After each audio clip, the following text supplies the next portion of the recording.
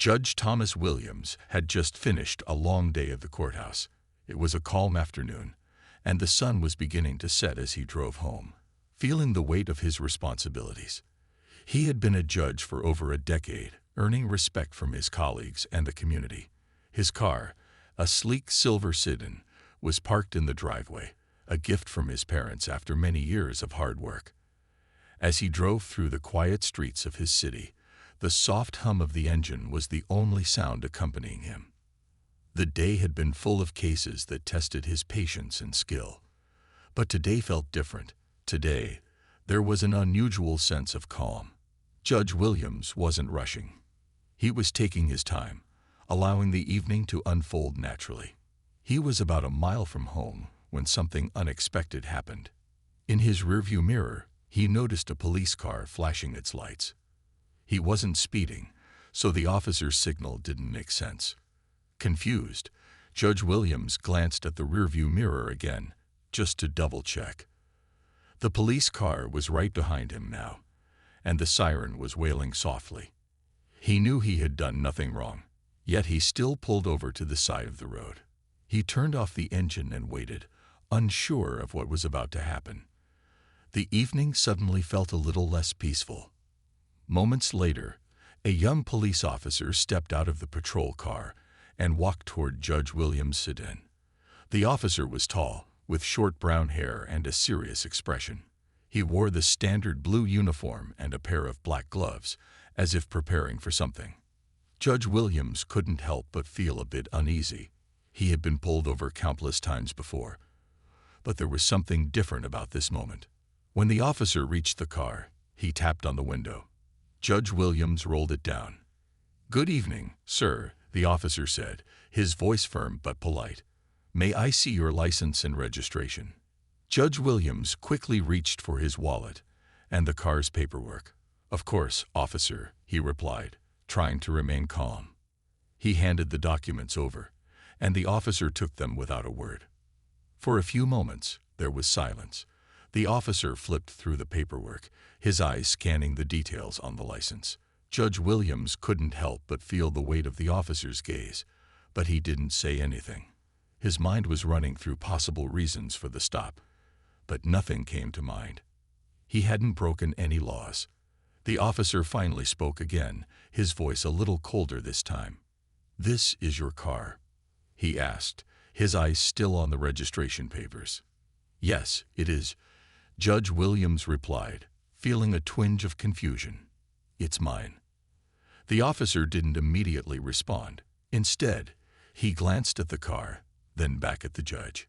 "It just seems unusual. A car like this, for someone like you." The words hung in the air. Judge Williams felt a tightness in his chest. What was the officer implying? He was trying to understand, but he also felt an uncomfortable sense of being judged, not for his actions, but for the car he was driving. "I don't understand what you mean, officer," he said slowly. "I'm just going home." The officer didn't answer right away. His eyes remained focused on Judge Williams, a mix of curiosity and suspicion in his gaze. Judge Williams wasn't sure where this conversation was going, but one thing was clear. This stop wasn't going as he expected. Judge Williams watched the officer carefully, still trying to understand what was happening. The officer, young and with a serious expression, didn't speak for a few moments. Instead, he took another glance at the car and back at the judge. His fingers held the papers tightly, as if he was waiting for something. "Is there a problem, officer?" Judge Williams asked, his voice steady but with a touch of confusion. He tried to remain calm, but he could feel his heart beating faster.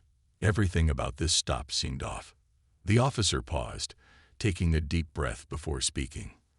"I'm sorry to bother you, sir, but I'm just trying to understand why someone like you would be driving a car like this." Judge Williams blinked. He had worked hard for many years to be in his position, and his car, though nice, was a gift from his parents. It wasn't the most expensive model on the market, but it was well maintained and reliable.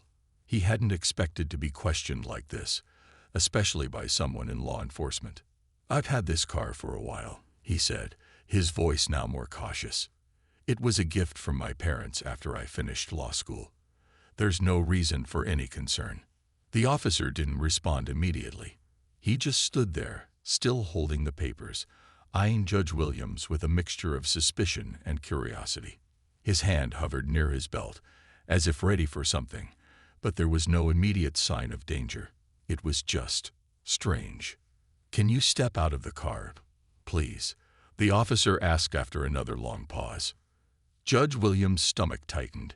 This was unexpected. He wasn't used to being asked to step out of his own car, especially by someone who had not given a clear reason for the stop. But he knew that arguing wouldn't help, so he slowly opened the door and stepped out of the vehicle. The officer motioned for him to stand at the front of the car. As Judge Williams moved to comply, he felt an uncomfortable feeling building in the pit of his stomach. The officer's tone had changed, becoming more formal and serious, and there was a distance between them now that hadn't been there before. "Do you mind if I search the car?" the officer asked, still standing a few feet away. "Search the car," Judge Williams repeated, surprised by the request. "There's nothing in my car that would require a search. I'm just on my way home." The officer nodded but didn't immediately back down. "It's standard procedure, sir. I'm just making sure everything is in order. It's a precaution." Judge Williams didn't feel right about this. The officer seemed more focused on the car's value than any real reason for the stop. Was this happening because of how he looked? The car was nice, but it wasn't extraordinary. Judge Williams had been stopped by police before, but never like this. Never with such suspicion. "I understand the need for precautions, officer," Judge Williams said, his voice calm but firm. "But I would like to know why you're treating me like this. I've done nothing wrong. I'm just going home." The officer hesitated again. It was clear that Judge Williams wasn't backing down. Finally, the officer spoke, though his tone was still heavy with doubt. "I'm just following up on a report, sir. Someone called in, saying that this car was stolen. I just need to make sure it's all cleared up. It's nothing personal." Judge Williams felt a wave of frustration, but didn't let it show. He had been through much harder situations in his career, but this moment felt different. It wasn't just about the car. It was about being judged in a way he never imagined. Judge Williams stood there, feeling the weight of the officer's words. Someone called in, saying that this car was stolen. The statement lingered in the air like a cloud, and for a moment, Judge Williams couldn't quite grasp what had just been said. His mind raced as he tried to piece together why he was being treated like a suspect. He took a deep breath and glanced around the empty street. There were no other cars, no witnesses, just the officer and his growing suspicion. His thoughts were clear now. He was being judged not for what he had done, but for who he was and the car he was driving. "I assure you, officer, there must be some mistake," Judge Williams said, trying to keep his voice calm. "This car is mine, and it's been in my possession for years. You can check my records. My name is Thomas Williams. I'm a judge at the local courthouse. You can even call my office to confirm."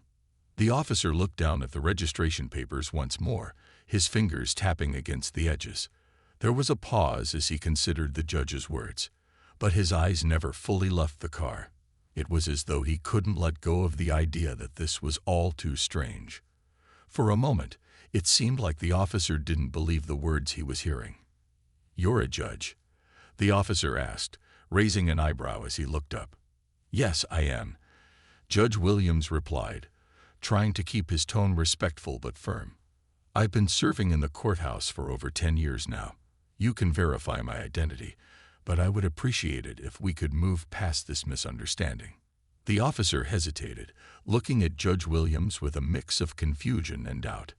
He had asked for verification, but there was something in his gaze that felt colder now. It wasn't just disbelief. It was as if the officer was wrestling with something deeper.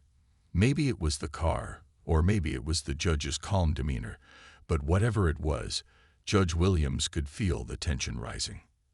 After another moment of silence, the officer spoke again. "I'll need to call this in and run your name through dispatch. just to make sure everything checks out. Of course, Judge Williams said, his voice steady, but his patience beginning to thin. Please, go ahead. I'm not in a rush. I want to clear this up just as much as you do. The officer turned away and walked back to his patrol car. Judge Williams stood there, his mind spinning. This wasn't just about a mistaken identity. It felt like something more. He couldn't shake the feeling that this was somehow about more than the car.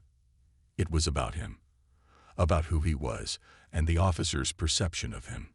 As the officer spoke into his radio, Judge Williams looked at the street again, wondering what had led to this moment. He had lived his entire life working to serve his community.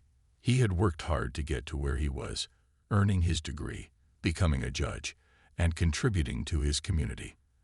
And now, here he was, standing on the side of the road, questioned and judged by someone who didn't know him.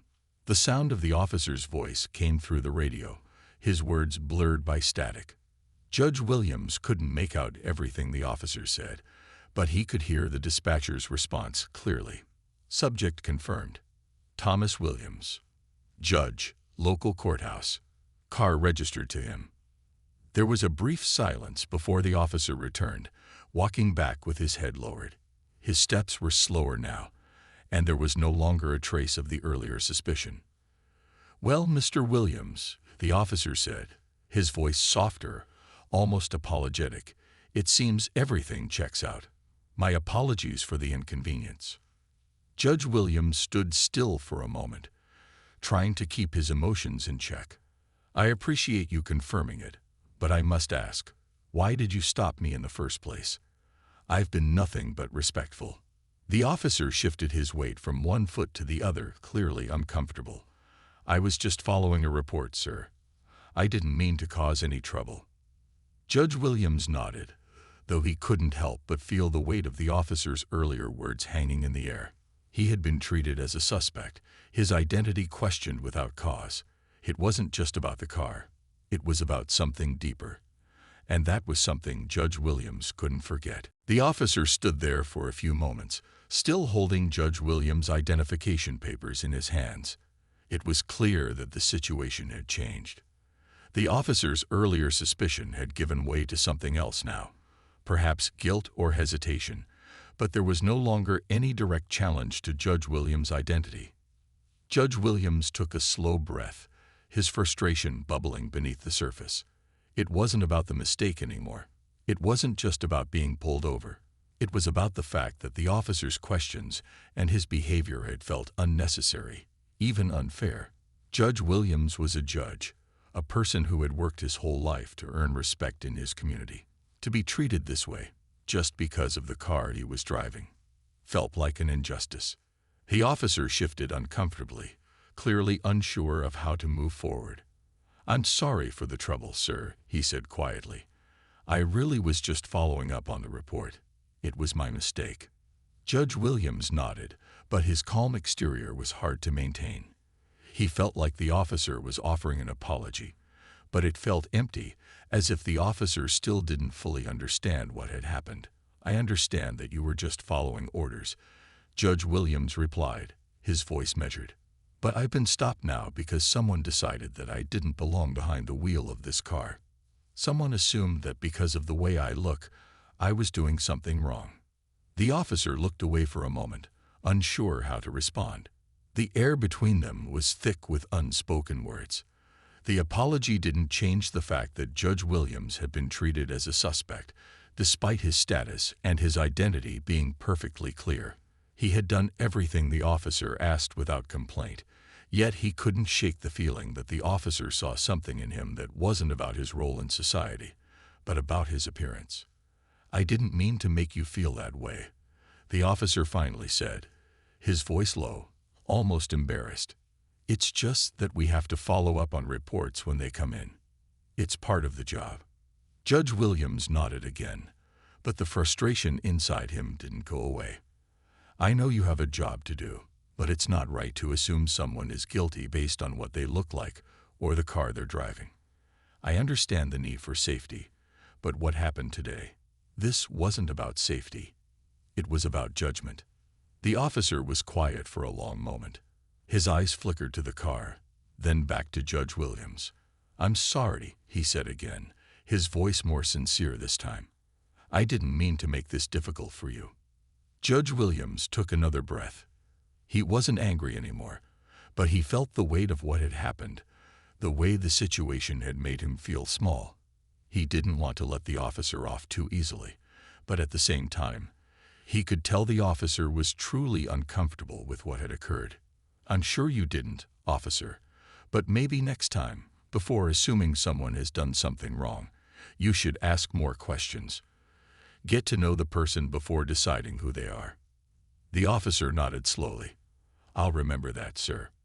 After a few more moments of silence, the officer handed back Judge Williams' identification.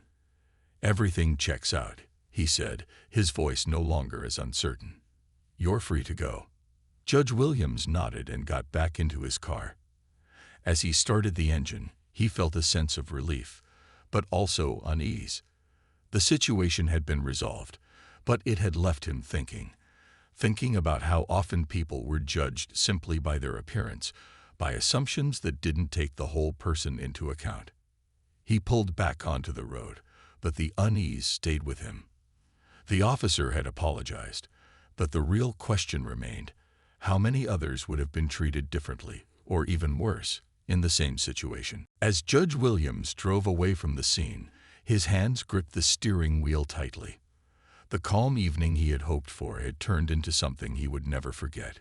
He kept replaying the events in his head, trying to make sense of what had just happened. He had spent so many years working hard, studying, and earning the respect of his colleagues and community. Yet none of that seemed to matter when he was pulled over. The feeling lingered, and no matter how hard he tried to push it away, he couldn't ignore the discomfort that sat heavily in his chest.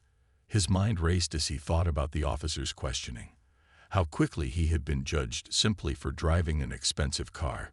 It wasn't just about the car, or even the officer's apology. It was about the way people were treated based on assumptions, without knowing the full story. He shook his head and focused on the road ahead, but the thoughts wouldn't leave him. As a judge, he had witnessed countless cases of people being unfairly treated, judged before they had a chance to speak for themselves. Now, here he was, on the other side of that injustice. It was a harsh reminder that no one, regardless of their position or reputation, was exempt from being stereotyped. His experience that day wasn't just about an officer making a mistake. It was about the bigger picture. It was about assumptions that people, particularly people of color, faced every day. The officer's words, though unintentional, reflected a larger issue that needed to be addressed. The sun was setting, casting a warm glow over the city. Judge Williams turned the corner toward his neighborhood, the familiar streets offering little comfort as his mind continued to race. He had been a judge for years, someone who had worked hard to make sure justice was served fairly, no matter who stood before him. Yet today, he had experienced firsthand what it felt like to be judged not by his actions, but by the way he looked, the car he drove, and assumptions that came with it. He pulled into his driveway and sat there for a moment, the engine still running. He looked out the window at his house, the place where he felt most at ease. But today, even the comfort of home didn't seem to ease his mind. He thought of all the people who had never had the same opportunities he had, the people who might not have been treated with the same respect, or who might not have been able to calmly handle such a situation. He turned off the engine and sat in silence. He thought about what had happened and how it made him feel. Anger and frustration filled him, but there was also a deep sense of sadness. How often did this happen to people who didn't have the same status or authority to stand up for themselves? How many people had been treated this way and never had the chance to explain themselves? As Judge Williams stepped out of the car and walked toward his front door, he made a decision. This experience, as uncomfortable as it was, had shown him something important. It was a reminder that no matter who you were, you could still be judged based on assumptions, and while it might be easy to dismiss such moments, they left a lasting impact on those who experienced them. He walked inside and sat down, ready to think through what he would do next. He knew one thing for sure: his voice mattered. And if he could make even a small difference in helping people understand the impact of racial profiling and unfair assumptions, he would do it. The next few days after the traffic stop were filled with a mixture of emotions for Judge Williams. While the incident had been resolved on the surface, it continued to weigh heavily on him. He had tried to focus on his work, but every time he passed a police car or saw an officer, the uncomfortable feeling returned. It wasn't just about the officer's mistake. It was about the unfairness he had felt, the assumptions made about him based on nothing more than his appearance and the car he was driving. But Judge Williams knew he couldn't let this incident define him. He was a judge, after all, and he had a duty to be fair and just, no matter the situation. However, deep down, he felt that something bigger was at play. Racial profiling and the stereotypes people often faced needed to be addressed, and it wasn't something that could be ignored. He decided that it was time to take action, to turn his personal experience into an opportunity for change. He began to speak to others in his community, sharing his story in hopes of sparking a conversation about racial profiling and discrimination. But as he spoke to colleagues and community leaders, something unexpected happened. One of his trusted colleagues, a fellow judge named Martin, pulled him aside one afternoon. Martin had always been a supportive friend to Judge Williams, someone he could count on. But this time, his expression was serious, even troubled. "Tom, I've been hearing things," Martin began, his voice low. "There are rumors circulating. People are questioning your actions, your decisions lately." Judge Williams was taken aback. "What do you mean? What are they saying?" Martin hesitated. "I'm not sure who started it, but there are whispers that you're pushing an agenda. That you're making decisions based on race, not the law. And I've heard people even questioning your involvement in that traffic stop. Some think you're exaggerating the details. They don't believe you." The words hit Judge Williams like a punch to the gut. How could anyone believe that he would make something like this up? He had always strived to be honest and fair in his role. He'd worked hard to earn his reputation, and now people were questioning his integrity because of a single incident. "Who's saying these things?" Judge Williams asked, his voice a little shaky. He couldn't believe what he was hearing. He had never imagined that his own colleagues would turn against him. "I don't know for sure," Martin replied. "But it's spreading, Tom, and it's damaging. People are talking behind your back." Judge Williams took a deep breath, trying to process the weight of the situation. He had never expected to face betrayal like this, not from people he had worked with for so many years. He had always believed that honesty and fairness were the foundation of their work, and yet here he was, being doubted by those he trusted. "I'm just trying to make a difference," Judge Williams said quietly, his voice filled with frustration. "I thought I could speak out about what happened and help bring awareness. But now it feels like I'm being punished for it." Martin placed a hand on his shoulder. "I know you're doing the right thing, Tom, but be careful. Not everyone sees it that way. You might need to decide whether it's worth pushing forward if it's going to cause trouble for you." The conversation left Judge Williams feeling both disappointed and uncertain. He hadn't expected such backlash, and now he was forced to wonder whether standing up for what was right would cost him his career. The feeling of betrayal gnawed at him. It wasn't just from the officer anymore. It was coming from those closest to him, the people he had always counted on. His mind raced with the possibilities. Could he really continue to fight for change, knowing that others were undermining him? Or was it time to step back and let things settle, even if it meant sacrificing his voice in the conversation? Judge Williams couldn't shake the feeling of frustration that had settled deep inside him. After the unsettling encounter with the officer and the whispers that followed from his colleagues, he began to feel like he was trapped in a situation he couldn't control. He had always believed that the justice system should be fair, that people should be treated equally, no matter their race or background. But now, he wasn't so sure. His own experiences were starting to shake that belief. After much thought, Judge Williams decided to take action, not only for himself, but for those who didn't have the same platform to speak out. He knew he couldn't change the world on his own, but he also knew that doing nothing was not an option. So he started reaching out to local organizations and activists who were fighting for racial equality. He wanted to use his position, his voice, to start a conversation about what had happened and how things needed to change. The first step was talking to his colleagues. Judge Williams couldn't sit by and let the rumors and whispers continue. So he scheduled a meeting with the senior judges at the courthouse. The meeting was formal, but Judge Williams was determined to make his point clear. When the time came, he stood in front of the room, his heart racing.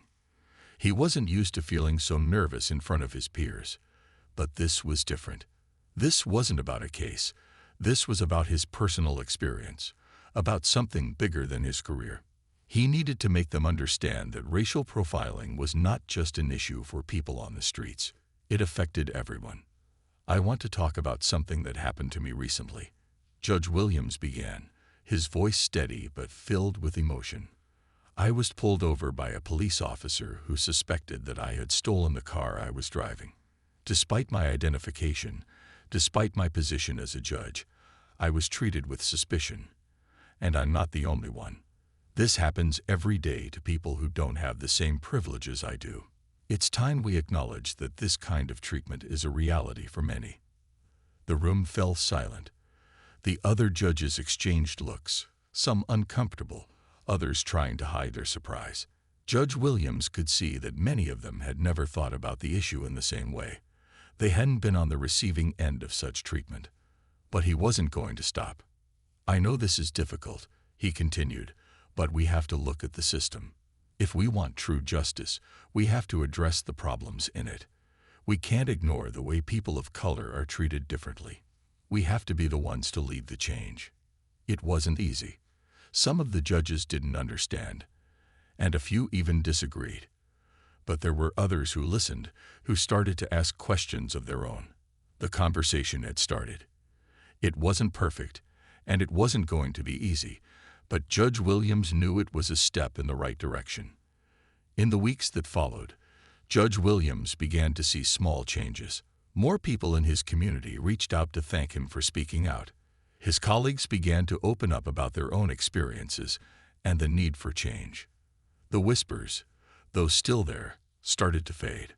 Judge Williams realized that the fight wasn't over, not by a long shot, but for the first time in a long time. He felt hopeful. His voice had made a difference, and that was all he needed to keep pushing forward. The battle for true justice wasn't one that could be won quickly, but he was determined to keep fighting. For himself, for others, and for the future. Judge Williams had always believed that his job was about fairness. He had dedicated his life to making sure people were treated equally in his courtroom. But when he decided to share his story with the public, he quickly realized how much of a difference one person's voice could make. It wasn't long before the news spread, and what had started as a personal experience turned into a public conversation about race, assumptions, and fairness. The local news stations picked up his story. First, it was a small article in the paper, and then a local news channel called to ask for an interview. At first, Judge Williams wasn't sure if he wanted to talk to the media.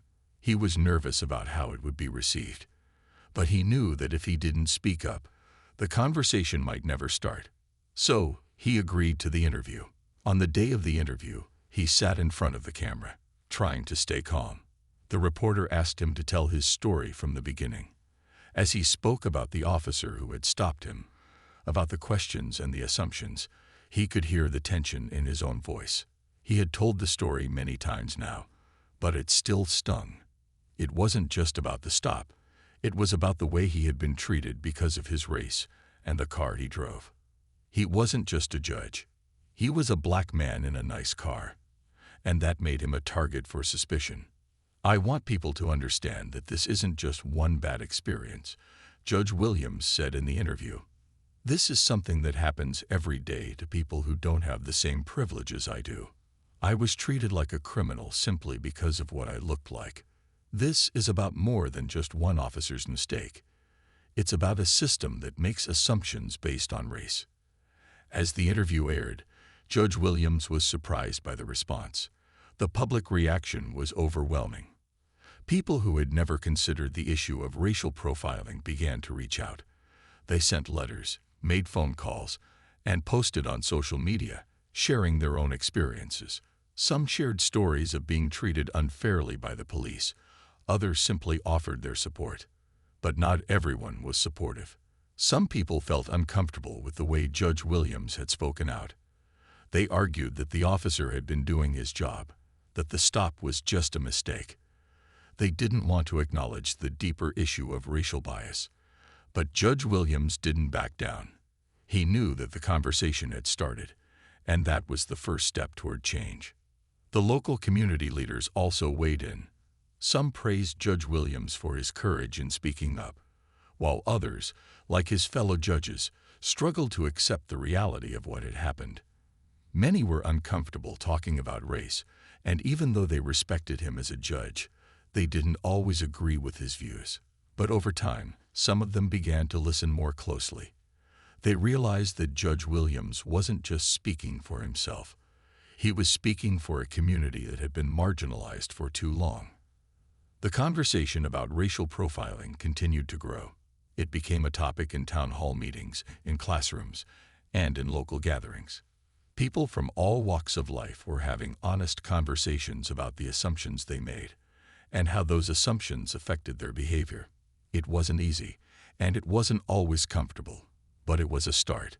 Judge Williams had sparked a change, and though it was just the beginning, he knew it was the right thing to do. He had learned that one voice could make a difference. His story, painful as it was to share, had opened up a dialogue that was long overdue. And with that, he felt a sense of purpose that he had not known before. His role as a judge was important, but this was bigger. It wasn't just about the law. It was about fairness, justice, and making sure that everyone, no matter their race or background, was treated equally. Judge Williams had spent much of his life focused on his work, on making decisions in the courtroom that were fair and just. But the experience of being judged on the side of the road had opened his eyes to something deeper. It wasn't just about the case he heard every day. It was about the way people were treated before they even stepped into court. It was about fairness, not just in the law, but in how people lived their lives every day. As the weeks passed, Judge Williams continued to speak out. He had begun to realize that the incident with the officer was not just a personal story. It was a chance to challenge the larger issue of racial profiling. He couldn't ignore what had happened, and he didn't want others to ignore it either. One day, as he was sitting in his office, Judge Williams received a call from a local activist group.